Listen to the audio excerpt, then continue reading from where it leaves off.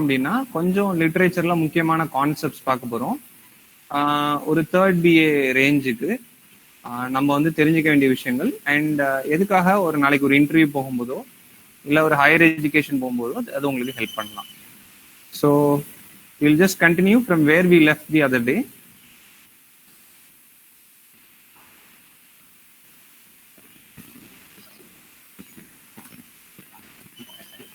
So last கிளாஸ்ல நம்ம என்ன பார்த்தோம் அப்படின்னா டிஎஸ் எலியட்டோடைய அப்ஜெக்டிவ் கோரிலேட்டிவ் பார்த்தோம். அப்ஜெக்டிவ் கோரிலேட்டிவ்க்கு நான் உங்களுக்கு எக்ஸாம்பிள் சொல்லியிருந்தேன். என்ன அப்படின்னா கேரக்டரோடைய மைண்டில் என்ன இருக்குதோ அந்த மைண்டில் இருக்கக்கூடிய விஷயத்த ஒரு எக்ஸ்டர்னல் ஆப்ஜெக்ட் மூலமாகவோ அல்லது ஆக்ஷன் மூலமாகவோ எக்ஸ்பிளைன் பண்றதுக்கு பேர் தான் என்னது அப்ஜெக்டிவ் கோரிலேட்டிவ். நான் அதுக்கு எக்ஸாம்பிள் சொன்ன சிம்பிள் எக்ஸாம்பிள் வாட்ஸ்அப் ஸ்டேட்டஸ். ஏன் வாட்ஸ்அப் ஸ்டேட்டஸ் வந்து என்னதை பிரதிபலிக்குது? உங்க மனசுக்குள்ள உங்க மைண்டுக்குள்ள எக்ஸாக்டா என்ன இருக்கோ அது ஒரு ஒரு எக்ஸ்டர்னல் சாங் மூலமாகவோ இல்லை ஒரு பிக்சர் மூலமாகவோ நீங்க வந்து கன்வே பண்றீங்க. ஸோ உங்களுக்கு புரிஞ்சுக்கிறதுக்காக நான் அந்த வாட்ஸ்அப் ஸ்டேட்டஸ்ங்கிறத சொல்லியிருந்தேன். அண்ட் அடுத்து பாத்தீங்கன்னா நம்ம வந்து எக்ஸாம்பிள்ஸ் என்ன பார்த்தோம்னா ஷேக்ஸ்பியரோடைய லேடி மெக்பெத் சரியா, ஸ்லீப் வாக்கிங், அது அவங்களுடைய மென்டல் டிஸ்டர்பன்ஸோடைய அப்ஜெக்டிவ் கோரிலேட்டிவ். பிரெயின்குள்ள மென்டல் டிஸ்டர்பன்ஸ் இருக்கு. அந்த மென்டல் டிஸ்டர்பன்ஸ் மூலமா நம்ம மென்டல் டிஸ்டர்பன்ஸை எது மூலமா தெரிஞ்சுக்கிறோம்? Through an objective correlative, through an external act of sleep walking. தூக்கத்துல நடக்கக்கூடிய வியாதி மூலமா நம்ம தெரிஞ்சுக்கிறோம். அண்ட் அந்த லேடி கை கழுவிட்டே இருக்கிறாங்க. Her washing of hands is the objective correlative of her guilty conscience. குற்றம் உள்ள நெஞ்சு குறுகுறுக்குது. அவ அந்த கொலையே செய்யல, அவ கையில ரத்தமே கிடையாது. ஆனால் அந்த கொலைக்கு பின்னால முழுக்க முழுக்க பிளான் போட்டு என்கரேஜ் பண்ணது ஃபுல்லா யாரு? Lady Macbeth.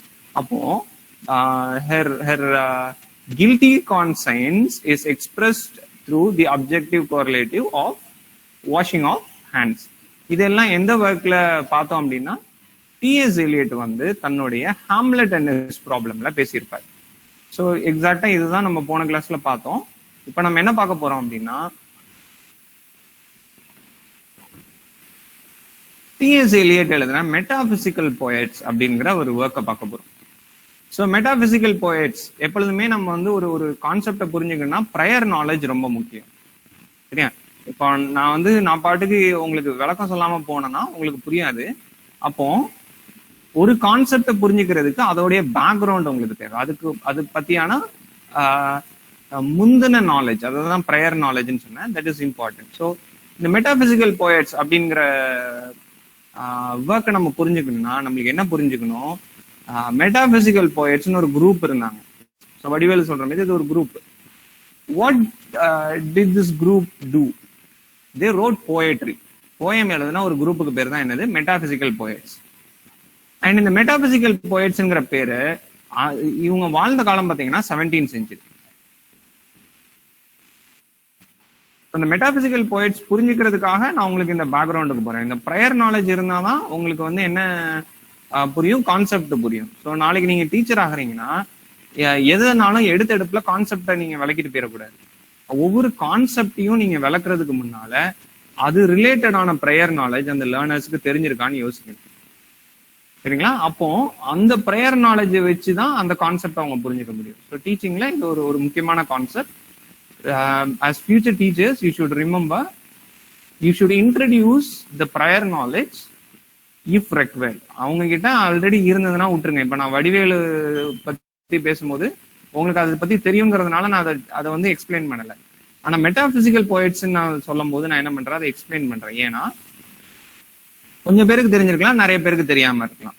ஸோ எப்பொழுதுமே டீச்சிங் லேர்னிங் ப்ராசஸ்ல ப்ரையர் நாலேஜ் வந்து ஒரு முக்கிய பங்கை வகிக்கும். அண்ட் ஏன் நான் வந்து வடிவேலுவை நான் எக்ஸாம்பிளுக்கு இழுத்தேன், அது உங்களுடைய ப்ரையர் நாலேஜ் சரிங்களா. டீச்சிங் லேர்னிங் ப்ராசஸ்ல ரொம்ப ரொம்ப ரொம்ப ரொம்ப அவசியமான ஒரு விஷயம் என்னது? Prior knowledge. அல்லது உங்களுக்கு புரியுற மாதிரி சொல்லணும்னா ஃபெமிலியாரிட்டி. நீங்க கொடுக்கக்கூடிய எக்ஸாம்பிள்ஸ் எப்படி இருக்கணும்? ஃபெமிலியரா இருக்கணும். ஒரு அன்ஃபெமிலியர் கான்செப்டை நீங்க எக்ஸ்பிளைன் பண்றதுக்கு நீங்க என்ன பண்ண வேண்டியது இருக்கும்? ஃபெமிலியர் எக்ஸாம்பிள்ஸை கொடுக்க வேண்டியது இருக்கும். அண்ட் ஃபெமிலியாரிட்டி இல்லைன்னு தெரிஞ்சதுன்னா அந்த கான்செப்டை முதல்ல ஃபெமிலியர் ஆக்குங்க, தெரியப்படுத்துங்க, அதுக்கப்புறம் அதை ஸ்டார்ட் பண்ணுங்க சரிங்களா? ஸோ இப்போ நம்ம இங்க என்ன பார்த்துட்டு இருக்கோம், மெட்டாபிசிக்கல் போயட்ஸ். 17வது நூற்றாண்டுல வாழ்ந்த இந்த மெட்டாபிசிக்கல் போயட்ஸ் என்ன பண்றாங்கன்னா, கொஞ்சம் வித்தியாசமா தங்களுடைய ஒர்க்ஸை எழுதுறாங்க. அண்ட் இந்த குரூப்புக்கு இந்த பேரு அந்த காலத்துல வைக்கல. they were given this name much later, that is during the 18th century.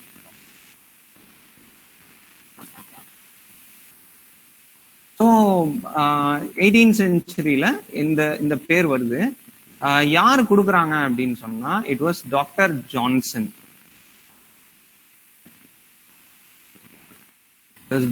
Dr. Johnson, who used the word metaphysical poets.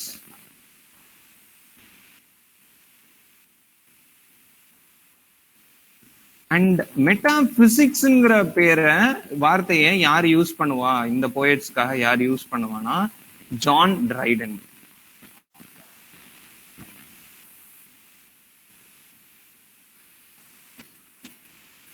So இதெல்லாம் இன்ஃபர்மேஷன், சரிங்களா? நான் வந்து கொஞ்சம் கழிச்சு இன்ஃபர்மேஷன் நாலேஜ்ங்கிறத பத்தி நான் உங்களுக்கு பேசுவேன்.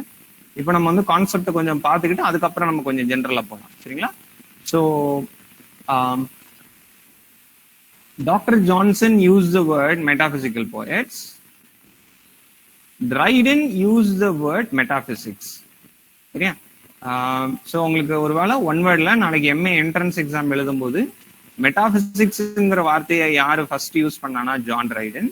மெட்டாபிசிக்கல் போயட்ஸ்ங்கிற வார்த்தையை யாரு யூஸ் பண்ணாங்க அப்படின்னு கேட்டா, it was doctor Johnson. So 17வது நூற்றாண்டுல வாழ்ந்த போயட்ஸ்க்கு பேர் தான் என்னது, மெட்டாபிசிக்கல் போயட்ஸ். ஒரு குரூப், சரிங்களா? இது ஹென்ரி வான், ஜான் டன்லாம் இதுல வருவாங்க.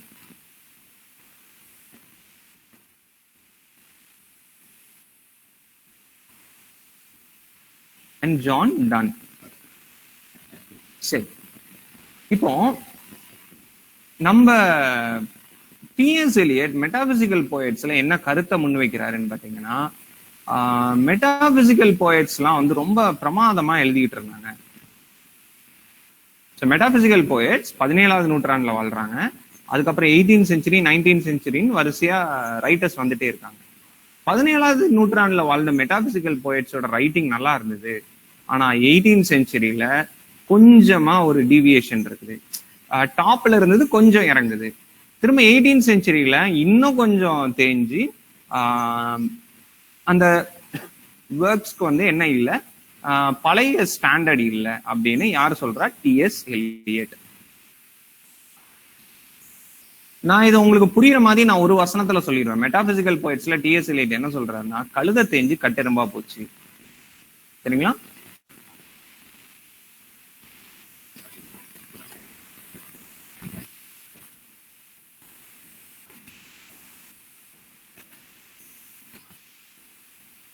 யூனிஃபிகேஷன் ஆஃப் சென்சிபிலிட்டி அப்படின்னு ஒரு ஒரு ஒரு ஒரு சூப்பரான ஒரு அம்சம் யார்கிட்ட இருந்தது, மெட்டாபிசிக்கல் போயிட்ஸ் கிட்ட இருந்தது. பட் நாள் ஆக ஆக அடுத்து வந்த ரைட்டர்ஸ் கிட்ட எது இல்லை, யூனிஃபிகேஷன் ஆஃப் சென்சிபிலிட்டி இல்லை. அது குறைஞ்சு குறைஞ்சு குறைஞ்சு குறைஞ்சு குறைஞ்சு லாஸ்ட்ல என்ன ஆயிட்டு, என்ன இடத்துல கொண்டு வந்து நிறுத்திடுச்சு, டிசோசியேஷன் ஆஃப் சென்சிபிலிட்டியில வந்து நிறுத்திடுச்சு. அண்ட் அந்த டிசோசியேஷன் ஆஃப் சென்சிபிலிட்டி யார்கிட்ட இருந்ததுன்னு பார்த்தோம்னா, டென்னிசன்,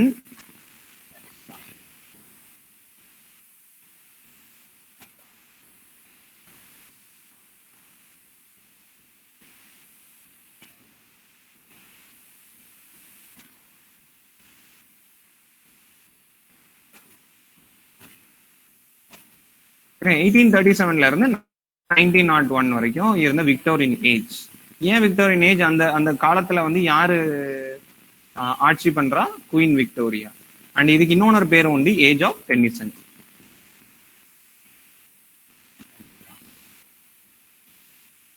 ஏஜ் ஆஃப் டென்னிசன் சொல்லுவோம் அல்லது விக்டோரியன் ஏஜ்னு சொல்லுவோம். அண்ட் 19th century காலம் பார்த்தீங்கன்னா இப்போ 19th century. அப்போ 17வது நூற்றாண்டுல யூனிஃபிகேஷன் ஆஃப் சென்சிபிலிட்டி போயட்ஸ் கிட்ட இருந்தது. அண்ட் கழுத தேஞ்சு கட்டெரும்பா போய் கடைசியில என்ன ஆயிருது, டிசோசியேஷன் ஆஃப் சென்சிபிலிட்டி வந்துருச்சு.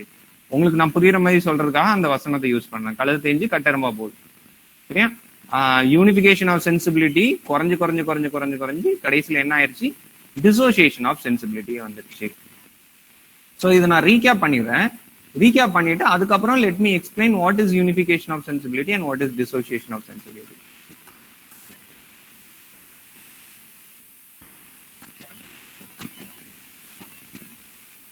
So T.S. Eliot, I'm focusing on a work called The Metaphysical Poets.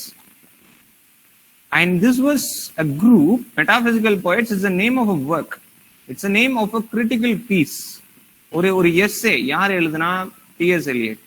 And this is a reference to a group called the Metaphysical Poets. 17th நூற்றாண்டுல there was a group called called Metaphysical Poets.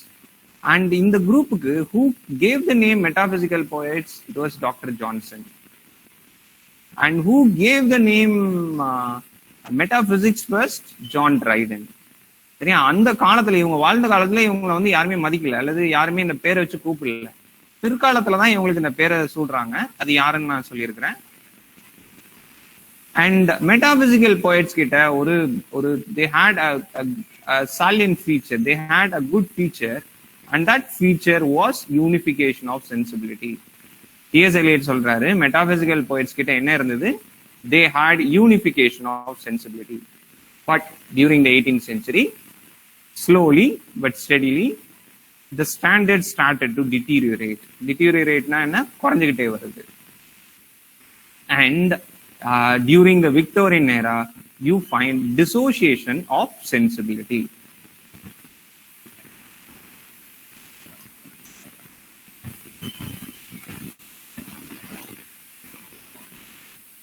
And Henry Vaughan, John Dryden, metaphysical poets के examples. And examples, dissociation of sensibility வந்து ஒரு கெட்ட விஷயம், அது ஒரு நல்ல விஷயம் கிடையாது. ஏன்னா யூனிஃபிகேஷன் ஆஃப் சென்சிபிலிட்டி தான் குட். சரியா? அது கொஞ்சம் கொஞ்சமா தேஞ்சு வந்து வர்றதுதான் கடைசியில வர ரிசல்ட் தான் என்னது? Dissociation of sensibility. Unification of sensibility metaphysical poets கிட்ட இருந்தது. Dissociation of sensibility Tennyson, Browning மாதிரியான விக்டோரியன் போயிட்ஸ் கிட்ட இருந்தது அப்படின்னு சொல்றாரு T.S. Eliot. இதை உங்களுக்கு புரியுற மாதிரி ஒரு லைன்ல சொல்லணும்னா, கழுத தேஞ்சு என்ன ஆயிட்டு கட்டெரும்பாயிருச்சு. அண்ட் இப்போ unification of sensibility and dissociation of சென்சிபிலிட்டினா என்ன? உங்களுக்கு புரியுற மாதிரி ஒரே ஒரு வேர்ட்ல சொல்லணும்னா, the transition of thought into feeling. என்ன வருது? சரியா?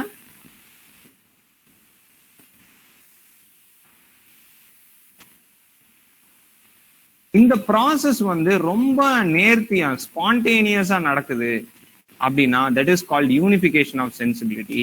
And if there is a gap in the transition of thought into feelings, ஒரு ரோஜாக்கு எப்படி வந்து வாசம் இருக்கிறதோ, சரியா, ஸ்மெல் இருக்குதோ, அந்த மாதிரி என்ன டிரான்சிஷன் நடக்கணும்? தாட்டும் ஃபீலிங்கும் டிரான்சிட் ஆகணும், டிரான்ஸ்ஃபார்ம் ஆகணும். அப்படி ஒரு கன்வர்ஷன் இருந்தாதான் அதுக்கு பேர் யூனிஃபிகேஷன் ஆஃப் சென்சிபிலிட்டி. அந்த சாராம்சம், அந்த நல்ல விஷயம் யார்கிட்ட இருந்தது? மெட்டாபிசிக்கல் போயிட்ஸ் கிட்ட இருந்தது. அண்ட் அப்படிப்பட்ட ஒரு விஷயம் யார்கிட்ட கொஞ்சம் கொஞ்சமா குறைஞ்சிருச்சு வர காலங்கள்ல? விக்டோரியன் ரைட்டர்ஸ் கிட்ட குறைஞ்சிருச்சு. அவங்க கிட்ட என்ன இருந்தது? டிசோசியேஷன் ஆஃப் சென்சிபிலிட்டி இருந்தது. அப்படின்னா என்ன? There is a gap in the transition of thought into feeling. சரியா? ஒரு ரோஜாக்கு நறுமணம் எப்படி இருக்கிறதோ, ஒரு வாசம் எப்படி இருக்குதோ, அந்த மாதிரி தாட்டும் ஃபீலிங்கும் மெட்டாபிசிக்கல் போயிட்ஸ்க்கு கன்வெர்ட் ஆச்சு. எண்ணமும் உணர்ச்சியும். இந்த எண்ணம் உணர்ச்சி கன்வர்ஷன்ல ஒரு கேப், ஒரு விரிசல் விழுந்தது. யார் காலத்துல பயங்கரமா அந்த விரிசல் தெரியப்பட்டது? டெனிசன், பிரவுனிங் காலத்துல. அதனாலதான் அவர் என்ன வேர்ட் யூஸ் பண்றாரு? Dissociation of sensibility. சரிங்களா? இது வந்து மெட்டாபிசிக்கல் போயட்ஸ்ங்கிற ஒர்க்ல T.S. Eliot சொல்லக்கூடிய விஷயங்கள். சரி, அடுத்து T.S. Eliotோடைய ஒரே ஒரு டேர்ம் நான் இங்க கொடுத்துருக்கேன், ஆட்டோடெலிக். சரியா? இது எந்த ஒர்க்ல சொன்னாருன்னு எனக்கு தெரியாது, சும்மா ஒரு டேர்ம், ஆட்டோடெலிக் அப்படின்னு ஒரு டேர்ம். ஆட்டோடெலிக்னா என்ன? the text has no other purpose other than existing there.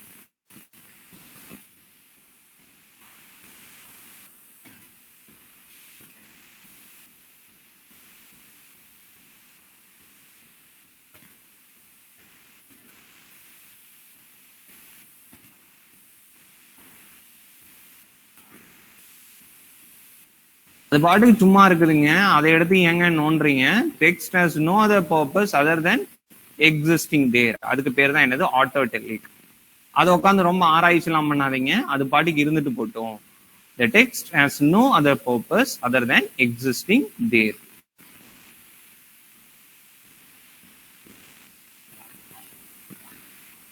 So இதெல்லாம் நம்ம பின்னால பார்க்கலாம்.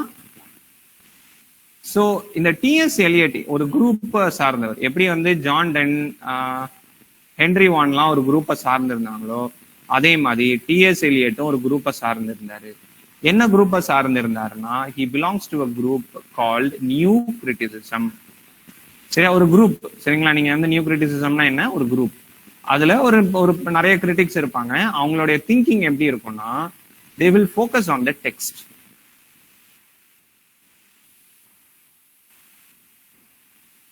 And they will not focus on the biography. And they will not focus on history. ஒரு புக் இருக்குன்னு வச்சுக்கோங்க. அந்த புக்ல அந்த கேரக்டர் ஒரு வசனத்தை சொல்லிட்டு போறான், அவ்வளவுதான். சரிங்களா? அந்த கேரக்டர் அந்த வசனத்தை சொல்லியிருக்காரு. அந்த லைனை எடுத்து நீங்க அனலைஸ் பண்ணிக்கோங்க. அந்த கேரக்டர் யாரு, அல்லது அந்த அந்த புக்கை எழுதுனது யாரு, அவர் என்ன சமூகத்துல இருந்து வர்றாரு, அவர் ஆணா பெண்ணா, சரியா, அவரு வந்து மிடில் கிளாஸா அப்பர் கிளாஸா அப்படிங்கறதெல்லாம் எது அனலைஸ் பண்ணாது. நியூ கிரிட்டிசிசம் அனலைஸ் பண்ணாது. அது பயோகிராஃபிய பத்தியே பேசாது. அவர் எந்த கட்சியை சார்ந்திருக்காரு, அந்த ரைட்டர் எதுவும் கட்சியை சார்ந்திருக்கிறாரா, சரி, அவரு சொந்த வாழ்க்கையில எதுவும் பிரச்சனை நடந்திருக்கா, அதோடைய ரிஃப்ளெக்ஷன் இங்க இருக்கா, அதெல்லாம் அதை ஃபோக்கஸ் பண்ணவே செய்யாது. எதை மட்டும் தான் ஃபோக்கஸ் பண்ணும்? Lines on the text, the text and the text alone. சரியா? அண்ட் அதனாலதான் நம்ம ஆட்டோடெலிக்னு ஒரு வார்த்தை பார்த்தோமா, the text has no other purpose other than existing there. அது தனிச்சையாக நிக்கிறது, அதற்குன்னு சொந்தமா எந்த பெரிய பர்பஸும் கிடையாதுங்கிறது ஆட்டோடெலிக். சரியா? ஹிஸ்டரி முக்கியம் கிடையாது, பயோகிராஃபி முக்கியம் கிடையாது. எது மட்டும் தான் முக்கியம்? Lines on the text are important.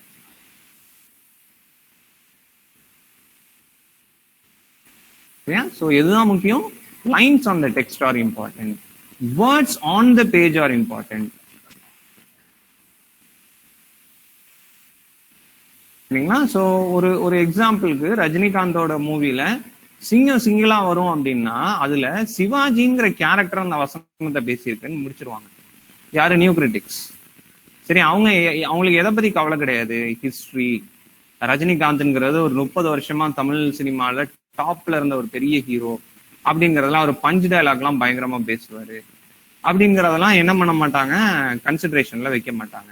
அவங்களுக்கு என்ன, ஒரு படம், அதுல ஒரு கேரக்டர், அவன் வந்து இந்த டைலாக்கா சொல்லியிருக்கான் அப்படிங்கிறத மட்டும்தான் சொல்லுவாங்களே தவிர, they are not concerned about history, they are not concerned about biography.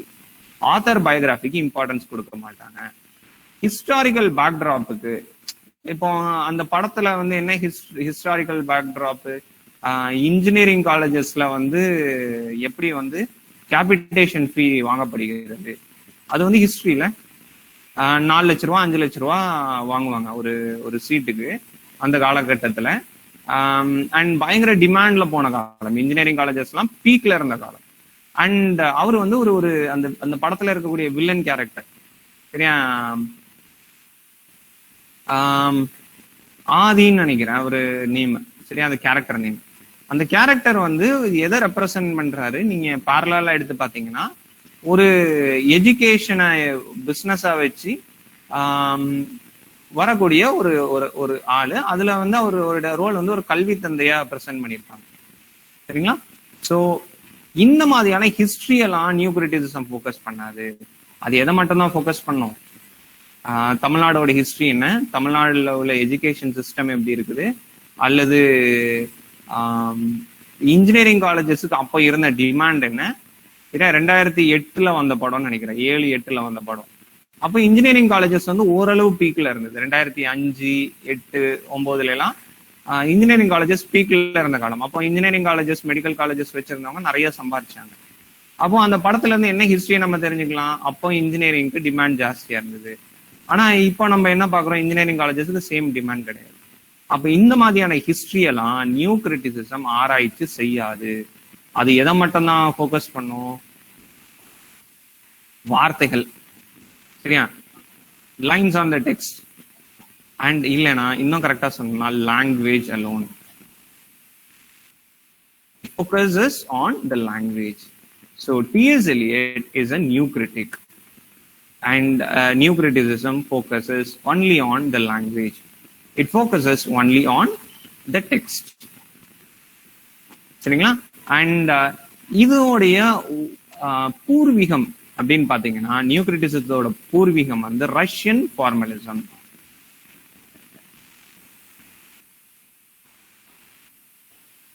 So நான் ரொம்ப ஒரு கலோக்கியல் லாங்குவேஜ்ல சொல்லணும்னா, ஆத்தா வந்து ரஷ்யன் ஃபார்மலிசம், மகன் அல்லது மகள் வந்து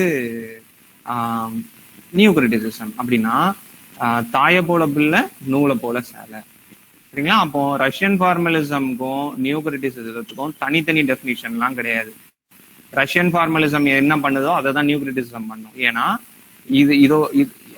நியூ கிரிட்டிசிசம் ஆறுனா அதோட அறிவின்னு நம்ம எடுத்துக்கிட்டோம்னா யாரு? Russian formalism. சரியா? எமர்ஜ் ஆனது ரஷ்யால, அதனால ரஷ்யன் போட்டிருக்கோம். ஃபார்மை ஃபோக்கஸ் பண்ணும், அதனால ஃபார்மலிசம். மறுபடியும் ஃபோக்கஸ் எங்க இருக்கும்னா லாங்குவேஜ்ல மட்டும்தான் இருக்கும். இப்போ இவங்க எதை மட்டும் தான் எடுத்து அனலைஸ் பண்ணுவாங்க? உதாரணத்துக்கு ஒரு போயம் இருக்குன்னா அந்த போயம்ல உள்ள ஃபிகர்ஸ் ஆஃப் ஸ்பீச்சை பார்ப்பாங்க.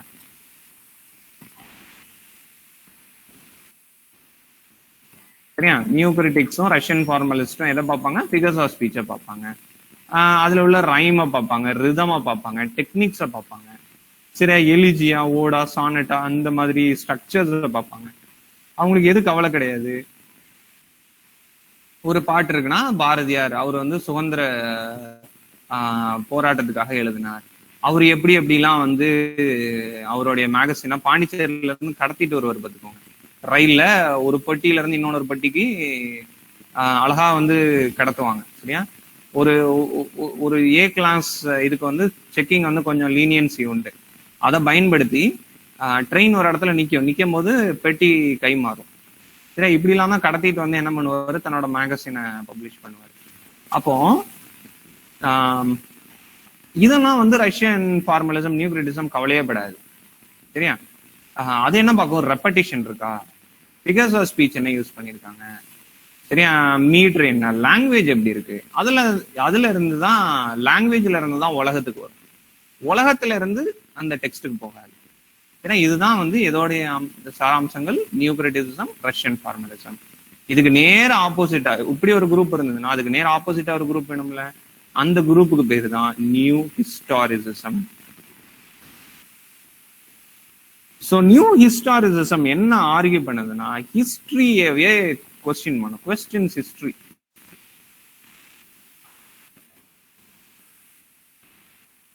ஹிஸ்டரிங்கிறது அப்பர் கிளாஸ் பெர்ஸ்பெக்டிவ்ல எழுதப்படுது. நீங்க ஒரு டிவில வரக்கூடிய நியூஸ் சேனல்லா இருக்கலாம், சரியா, இல்ல ரேடியோ இருக்கலாம்.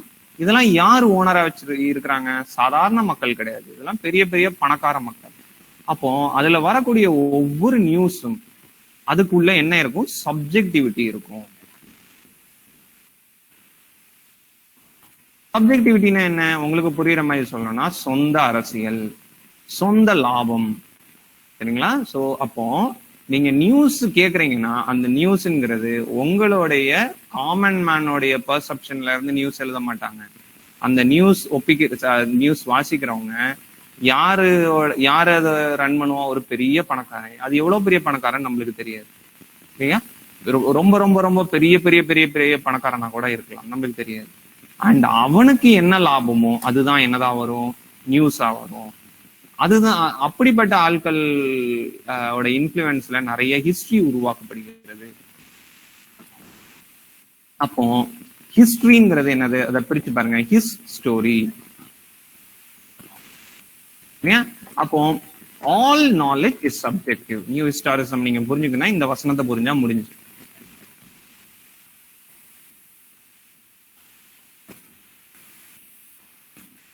All knowledge is subjective. சப்ஜெக்டிவ்னா என்ன? எனக்கு என்ன லாபமோ அது ரிலேட்டடா தான் நான் வச்சிருக்க சேனல்ல நான் என்னதை கொடுப்பேன்? இன்ஃபர்மேஷனை கொடுப்பேன், நாலேஜை கொடுப்பேன். சரியா? அப்போ அந்த நாலேஜ் என்ன பண்ணும், எனக்கு என்ன மேலும் மேலும் செல்வந்தராக்குறதுக்கு ஒரு ஏற்பாடை பண்ணும். ஸோ இந்த மாதிரி ஹிஸ்டரியையும் தினசரி நடக்கக்கூடிய நியூஸையும் அனலைஸ் பண்றதுக்கு பேர் தான் என்னது, நியூ ஹிஸ்டாரிசிசம். யாரோட பெர்செப்ஷன்ல இருந்து பேசும்? From the common man's perspective.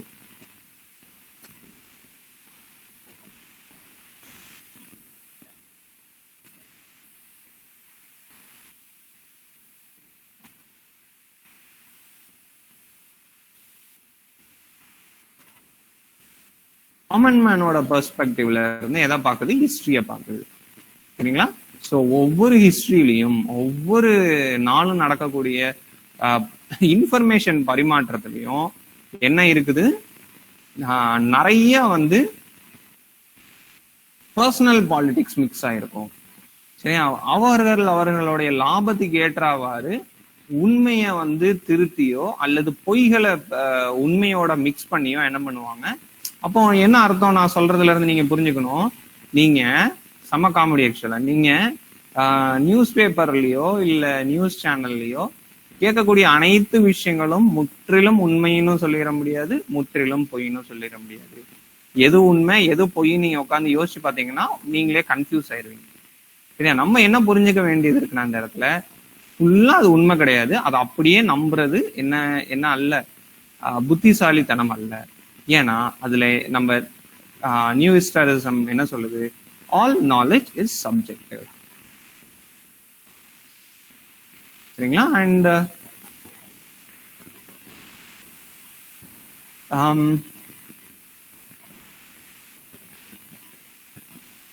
அடுத்து பாருங்க.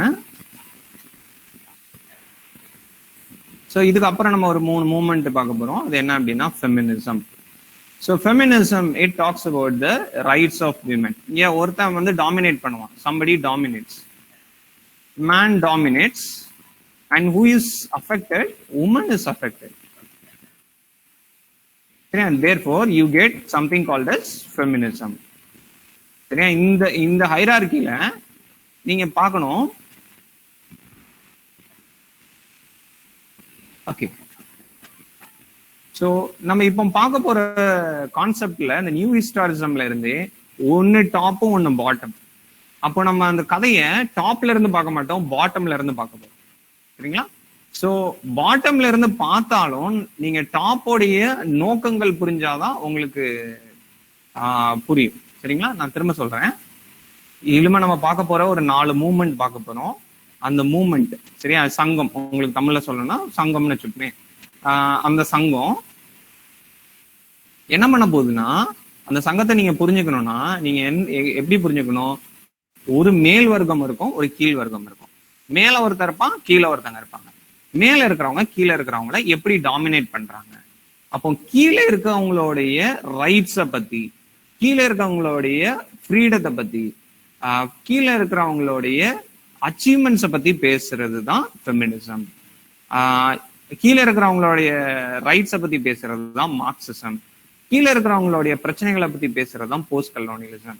ஸோ எல்லாமே வந்து வேற வேற பேரு, ஆனா யாரு மேல யாரு கீழே நம்ம புரிஞ்சுக்கிட்டோம்னா நம்மளுக்கு அந்த கான்செப்ட் புரிஞ்சுது. திரும்ப சொல்றேன், ஃபெமினிசம் அப்படிங்கிறது மேன் மேல இருப்பான், உமன் கீழே இருப்பாங்க. மார்க்சிசம்னா மேல யாரு டாமினேட் பண்ணிட்டு இருக்கா, ஒரு கேபிட்டலிஸ்ட் முதலாளி மேல யாரு கீழே அடி வாங்குறா அல்லது கீழே வந்து எக்ஸ்ப்ளாய்ட் பண்ணப்படுறா, எம்ப்ளாயி. சரியா? தொழிலாளி. அப்போ தொழிலாளி பெர்ஸ்பெக்டிவ்ல இருந்து ஒரு கதையை பாத்தீங்கன்னா தட் இஸ் மார்க்சிசம். உமனுடைய ரைட்ஸ்ல இருந்து ஒரு கதையை பாத்தீங்கன்னா that is called feminism.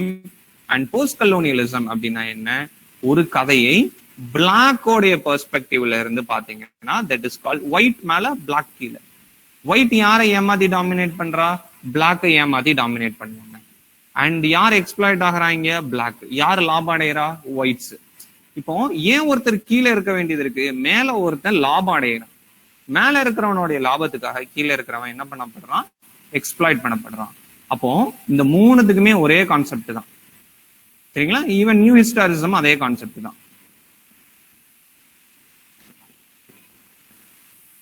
Man மேல உமன் கீழே, உமனோட ரைட்ஸ், உமனோட எக்ஸ்ப்ளாய்டேஷன், உமனோடைய ப்ராப்ளம் பத்தி பேசினா தட் இஸ் ஃபெமினிசம். அண்ட் இவங்களை யாரு வந்து சுரண்டா, யாரு வந்து தங்களுடைய தேவைக்காக யூஸ் பண்ணிக்கிறாங்க, மேன்.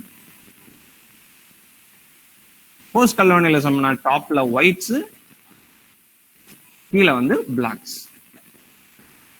ஸோ இதை நீங்க எப்படி சொல்லலாம்னா காலனைசர்.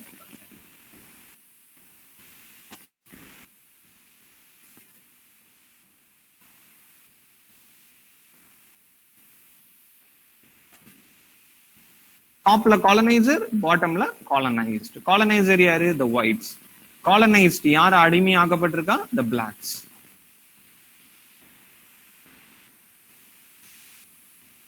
மார்க்சிசம் அப்படிங்கிறது மேல கேபிட்டலிஸ்ட், கீழே வந்து தி working class.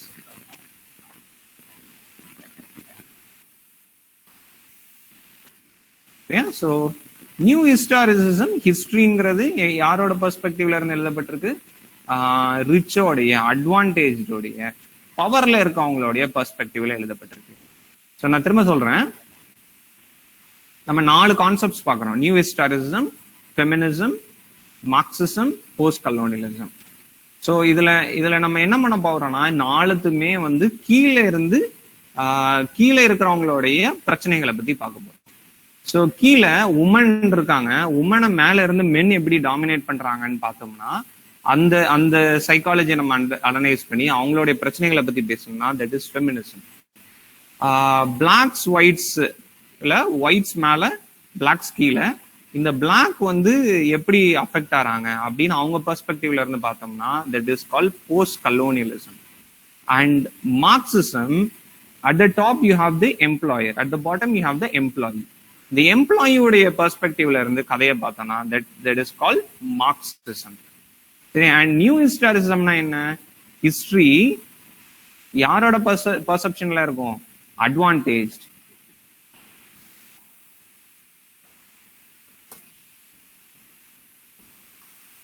So advantage, rich and பவர்ல இருக்கிறவங்களுடைய பர்செப்ஷன்ல ஹிஸ்டரி இருக்கும். கீழே இருக்கக்கூடிய மக்களோடைய கண்ணோட்டத்துல இருந்து அந்த ஹிஸ்டரியை நம்ம அனலைஸ் பண்ணி அதோடைய உண்மைத்தனத்தை நம்ம வந்து அனலைஸ் பண்ண ட்ரை பண்ணோம்னா that becomes new historicism. Against oppressed. New ஹிஸ்டாரிசம்க்கு ஒரு லைன்ல டெஃபினிஷன் என்ன சொல்லலாம்?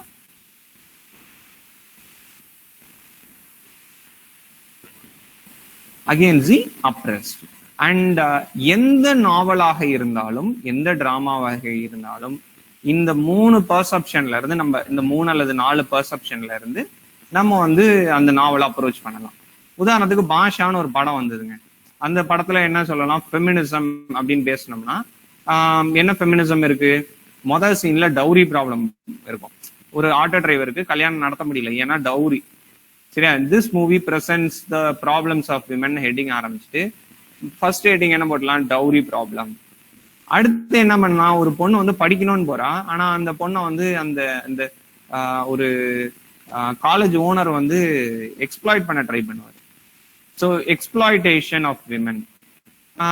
அப்போ அதை ஒரு பேராகிராஃபை போட்டுக்கலாம். அப்புறம் ஒரு பொண்ணு வந்து கல்யாணம் பண்ணணும்னு ஆசைப்படுவா, தனக்கு பிடிச்ச ஆளை வந்து அவளால கல்யாணம் பண்ண முடியாது, ஏன்னா யார் கண்ட்ரோல்ல இருப்பா? அப்பான்னு ஒரு கேரக்டர் கண்ட்ரோல்ல இருப்பா. சரியா? அப்போ அகெயின் லேக் ஆஃப் ஃப்ரீடம். சரியா? Lack of choice. மேரேஜ்ல என்ன இல்லை? சாய்ஸ் இல்லை. அவளுடைய ஒப்பீனியனை கேட்கல, அவளுக்கு முக்கியத்துவம் கொடுக்கப்படல. சரியா? அண்ட் இப்படிலாம் நீங்க வந்து ஒரு அண்ட் அதுல உள்ள பாடல்கள் எடுத்து பாத்தீங்கன்னாலும் அதையும் நம்ம வந்து திரும்ப பர்சீவ் பண்ணலாம்.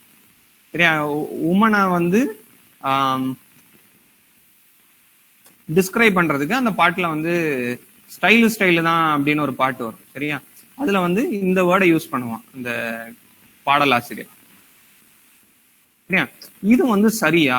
ஒரு உமனை வந்து ஆப்ஜெக்டிஃபை பண்றீங்க, இது வந்து கொஞ்சம் வல்கரா எங்களுக்கு தெரியுது அப்படி நீங்க எடுத்து அனலைஸ் பண்ணீங்கன்னா தட் இஸ் ஃபெமினிசம். சரிங்களா? அண்ட் இந்த எல்லா இசத்துக்கும் பேசிக்கா ஒரு விஷயம் இருக்கும், தட் இஸ் கால்ட் ஐடியாலஜி. இந்த இசம் எல்லாம் நடைமுறையில சாத்தியப்படுத்தப்படணும்னா ஒரு ஐடியாலஜி இருக்கும். உதாரணத்துக்கு மாதா பிதா குரு தெய்வம் அப்படிங்கிற ஒரு ஐடியாலஜி வச்சுதான் கிளாஸ், காலேஜ், ஸ்கூல் எல்லாம் என்ன பண்ணுது, ஸ்டூடெண்ட்ஸை கண்ட்ரோல் பண்ணுது. சரிங்களா? அண்ட் ஃபெமினிசம்ல, அதாவது சைக்காலஜிய நம்ம அடிக்கிறோம். நீங்க வந்து டீச்சர்ஸை மதிக்கணும், ஏன்னா நாங்க யாரு, குரு. நாங்க வந்து மாதாவாகவும் பிதாவாகவும் குரு இருப்பதால் அவரே தெய்வமாக்கிறான்னு கூட சொல்லலாம். மாதா பிதா குரு தெய்வம். மாதா பிதாக்கு அடுத்தால குரு தான், அதுக்கப்புறம் தான் தெய்வம் அப்படின்னு ஆர்கியூ பண்ணி நாங்க என்ன எதை கன்ஸ்ட்ரக்ட் பண்ணலாம், ஒரு கிளாஸ் ரூம் கண்ட்ரோலையும், ஒரு காலேஜ் என்விரான்மெண்ட்டையும், ஸ்கூல் என்விரான்மெண்ட்டையும், அங்க யார் இருக்கா, அந்த காலேஜ் அட்மினிஸ்ட்ரேஷன், அந்த ஸ்கூல் அட்மினிஸ்ட்ரேஷன், அது டாப்ல இருக்கும். யாரு வந்து அதுல வந்து சொல் பேச்சு கேட்கிற இடத்துல இருப்பா, ஸ்டூடெண்ட்ஸ். ஏத்து பேசக்கூடாது, ஏத்து பேசாம இருக்கிறதுக்கு நாங்க ஒரு ஐடியாலஜி வச்சிருக்கோம். சரி, நான் சும்மா ஒரு ஒரு எக்ஸாம்பிளுக்காக இதை கொடுக்குறேன். சரி, அதுல ஒரு உன்னதமான ஒரு கான்செப்ட் இருக்கலாம், எனக்கு நான் அதுக்குள்ள போகல. நான் ஜஸ்ட் ஒரு எக்ஸாம்பிள் உங்களுக்கு புரிஞ்சுக்கிறதுக்காக தான் இந்த எக்ஸாம்பிள் தரேன். அண்ட் என்ன அப்படின்னா, சைக்காலஜிக்கலா அந்த அந்த லேர்னர்ஸை வந்து அவங்க காலனைஸ் பண்ணிக்கிறாங்க. அதுக்கப்புறம் நீங்க எந்த விதமான ஒரு அடிமைத்தனமும் சைக்கலாஜிக்கலா நடக்கும். ஸோ புரிஞ்சுக்கோங்க, நான் வந்து ஒருத்தன் சொல்றதை நான் கேட்கணும்னா ஃபர்ஸ்ட் நான் எதை பிடிக்கணும், சைக்காலஜியை பிடிக்கணும். சைக்காலஜிக்கலா நான் வந்து ரெடி ஆயிட்டேன்னா அதுக்கப்புறம் நீங்க வந்து என்ன அடிமையாக்கிக்கலாம். உதாரணத்துக்கு, நான் ஒயிட்டுக்கு நான் அடிமையாகணும்னா நான் ஒயிட் வந்து சுப்பீரியர்னு நான் வந்து நினைச்சுக்கணும். வெள்ளையா இருக்கிறவன் பொய் சொல்ல மாட்டான். ஒரு படத்துல காமெடி வரும், சரியா? வெள்ளையா இருக்கிறவங்க எல்லாம் அறிவாளிங்க, வெள்ளையா இருக்கிறவங்க எல்லாம் ரொம்ப சுத்தமானவங்க, சிவிலைஸ்ட் ஆனவங்க அப்படின்னு நானே ஒரு பெர்செப்ஷனை நான் நினைச்சுக்கிட்டேன்னா அதுக்கப்புறம் நான் என்ன பண்ண மாட்டேன், வெள்ளையா இருக்கிறவங்க என்ன சொன்னாலும் நான் கேட்பேன், ஆமா sir, okay sir, thank you sir அப்படின்னு. சரி, அப்போ அது ஒரு சைக்காலஜி. மேன் சர்வ் பண்றதுதான் உமன் இருக்காங்கன்னு நான் ஒரு உமனா நான் ஒரு உமன் அஷ்யூம் பண்ணிக்கிறேன். அப்போ நான் வந்து ஒரு சைக்காலஜின்னு வச்சுக்கோங்களேன். கல்லானாலும் கணவன், புல்லானாலும் புருஷன். ஒரு பெண்ணுனா வந்து ஆணை எதிர்த்து பேசக்கூடாது, சரியா? மென்னோடைய தேவைகளை பூர்த்தி செய்யறதுதான் ஒரு உமனோட வேலை அப்படிங்கிறதெல்லாம் நான் அக்செப்ட் பண்ணனா அங்க என்ன நடக்குது, ஒரு மேனுக்கு ஒரு உமன் அடிமையாகிறா. அப்புறம் என்னதான் இருந்தாலும் அவர் எனக்கு வேலை தரக்கூடிய முதலாளி, அந்த முதலாளி இல்லைன்னா நான் இல்லை அப்படிங்கிற ஒரு அக்செப்டன்ஸ் வரும்போதுதான் என்ன நடக்குது, அங்க மார்க்சிசம் மூலமாக இல்ல, ஒரு கேபிட்டலிஸ்ட் வந்து ஒரு எம்ப்ளாயை எக்ஸ்ப்ளாய்ட் பண்றாங்க. அப்ப எல்லா இடத்துலயும் என்ன இருக்கு, சைக்காலஜி இருக்கு, சரி. அண்ட் அது போக ஒரு ஐடியாலஜியும் இருக்கும். அந்த ஐடியாலஜி எப்படிப்பட்டதா இருக்கும், மேல இருக்கிறவன் உருவாக்கியிருப்பான். யாருக்காக உருவாக்கியிருப்பான், தன்னுடைய கன்வீனியன்ஸ்க்காக கீழே இருக்கிறவங்கள எக்ஸ்ப்ளாய்ட் பண்றதுக்காக, சரியா? ஸோ அதை நம்ம அண்டர்ஸ்டாண்ட் பண்ணாதான் என்ன இருக்கும், உண்மையான லிபரேஷன் பாசிபிள், சரிங்களா? ஸோ நம்ம இதை இன்னொன்று ஒரு கிளாஸ்ல பார்க்கலாம், ஐடியாலஜினா என்ன, அந்த ஐடியாலஜி எப்படி ஒர்க் ஆகுது. இதை ரொம்ப இன்ட்ரெஸ்டிங்கா இருக்கும் அந்த ஐடியாலஜி பத்தி படிக்கும்போது. இந்த ஐடியாலஜியில என்ன பண்ணுவாங்கன்னா, இப்போ ஒரு ப்ராடக்டே இருக்குன்னு வச்சுக்கோங்களேன். அந்த ப்ராடக்ட் எனக்கு தேவையே இருக்காது, அந்த ப்ராடக்ட் உண்மையிலே பேடா இருக்கும், சரி. ஆனா அந்த ப்ராடக்டை குட்னு என்ன நம்ப வைப்பாங்க, சரியா? கெட்ட பொருள், அது சாப்பிட்டா எனக்கு ஏதாவது சிக்கல் வரும், அந்த பொருளை என்ன பண்ணுவாங்க, குட்னு என்ன நம்ப வச்சு அல்லது ஃபேஷன் நம்ப வச்சு என்ன சாப்பிட வைப்பாங்க. சாப்பிட்டு ஒரு 10 வருஷம் கழிச்சு தான் எனக்கு தெரியும், ஐயோ தப்பு பண்ணிட்டேன்னு தோணும். அப்போ அங்க என்ன நடக்குது, ஐடியாலஜி. அவன் என்ன துப்பாக்கி வச்சுலாம் மிரட்ட மாட்டான், ஏன்னா வந்து கத்தி வச்சுலாம் மிரட்ட மாட்டான். எப்படி ஏமாத்துறான், ஒரு ஐடியாலஜி மூலமா ஏமாத்துவான். அப்போ இந்த ஐடியாலஜி வந்து நம்ம ரொம்ப கேர்ஃபுல்லா இருக்கணும்.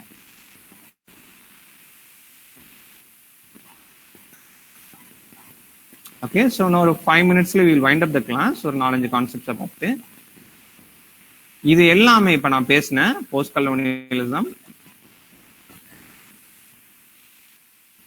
கலோனியலிசம், அதுக்கப்புறம் நம்ம பேசின ஃபெமினிசம்,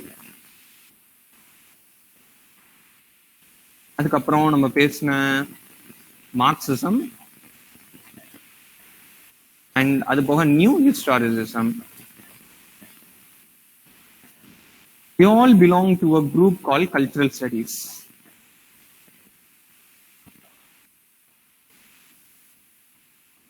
கல்ச்சுரல் ஸ்டடீஸ்னு ஒரு குரூப் இருக்கு, அந்த குரூப்புக்கு கீழே தான் இது எல்லாமே வரும், சரியா? These are the branches of cultural studies. அப்ப கல்ச்சுரல் ஸ்டடீஸ்னா அதுலயே இருக்கு பாருங்க, ஒண்ணுமே பெரிய டெஃபினிஷன்லாம் இல்ல, கல்ச்சரை பத்தி படிக்கும். அண்ட் யாரோட culture? Ordinary மேனோட culture.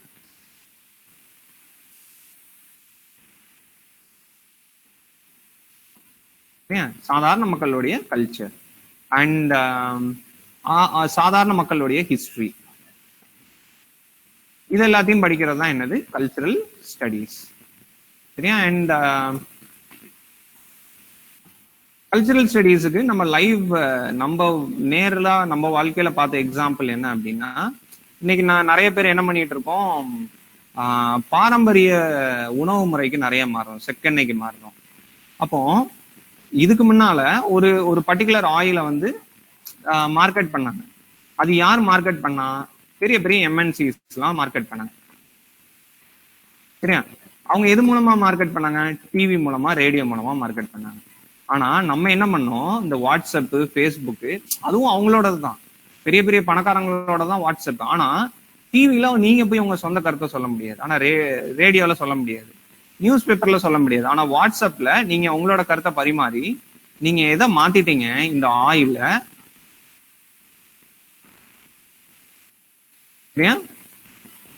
இவன்ங்கிறது upper class, அந்த ரிச் கொடுத்த ஆயில்ல நீங்க என்னதான் மாத்திட்டீங்க? நம்மளுடைய காமன் மேன் யூஸ் பண்ணக்கூடிய ஆயிலுக்கு வந்துட்டீங்க. சரியா? சோ இதுக்கு பேர் தான் என்னது? இதை பத்தி படிக்கிறதுக்கு பேர் தான் என்னது? Cultural studies. அண்ட் தமிழ்நாட்டுல நம்ம வேற என்ன எக்ஸாம்பிள் பாக்குறோம்? ஜல்லிக்கட்டு போராட்டம் நடந்தது. அது என்னது? மேல இருக்கிறவங்க என்ன பண்ணாங்க? டிவி மூலமா, மற்ற விஷயங்கள் மூலமா நம்மளுக்கு வந்து ஐடியாலஜியை பரப்பி விட்டாங்க. என்ன ஐடியாலஜி? பசுவை நீங்கள் கொடுமைப்படுத்துகிறீர்கள் அப்படின்னு ஒரு ஐடியாலஜியை கொண்டு வந்தாங்க. சரி, அவங்கள்ட்ட இருந்த டெக்னாலஜி எல்லாத்தையும் வச்சு அவங்க நடத்தவும், நம்ம கிட்ட இருந்த சோசியல் நெட்வொர்க்கிங், ஃபேஸ்புக்கு, வாட்ஸ்அப், இந்த மாதிரியான நெட்வொர்க்கிங் மூலமா மக்கள் வந்து அதுல இருக்கக்கூடிய ஃபால்ஸ் ஐடியாலஜி அண்டர்ஸ்டாண்ட் பண்றாங்க. இல்ல இது நம்மளுடைய இண்டிஜினஸ் கவுஸை ஒழிக்கிறதுக்கு எடுக்கக்கூடிய முயற்சி அப்படிங்கிறத ஐடென்டிஃபை பண்றாங்க. இப்படிதான் ஐடியாலஜி நான் எப்படி சொல்லுவேன்னா, பசுந்தோல் போற்றிய புலின்னு சொல்லுவேன். சரியா? பசுந்தோல் போற்றிய புலி. சரியா? அது மேல வந்து நல்ல ஒரு போர்வையை போத்திட்டு வரும், ஆனா உள்ளுக்கு என்ன இருக்கும்? ஒரு கெட்டது இருக்கும். சரியா? மேல வந்து நாங்க வந்து உங்களுடைய மாடுகளை நாங்க பாதுகாக்க வந்திருக்கோம் அப்படின்னு சொல்லிட்டு யார் வரா?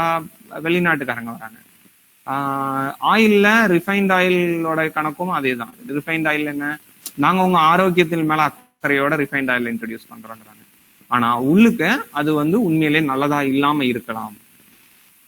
உள்ளுக்க வந்து ஒரு பேட் இருக்கலாம். வெளியில என்ன பண்ணிருப்பாங்க? ஒரு பசுந்தோலை போத்தி வச்சிருப்பாங்க. அந்த பசுந்தோலை தூக்கிட்டு பார்த்ததுக்கு அப்புறம் தான்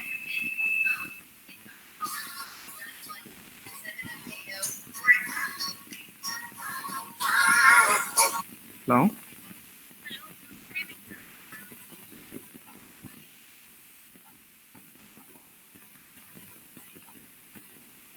ஸோ ஐடியாலஜில நம்ம லாஸ்ட் என்ன பார்த்தோம்? இந்த ஐடியாலஜி அண்டர்ஸ்டாண்ட் பண்ணதுக்கு அப்புறம் தான் லிபரேஷன் பாசிபிள். சரிங்களா? ஸோ இது எல்லாமே எதுல வந்துடும்? கல்ச்சுரல் ஸ்டடீஸ்ங்கிறதுல வந்துடும். So okay, we will wind up today's class. Thank you so much.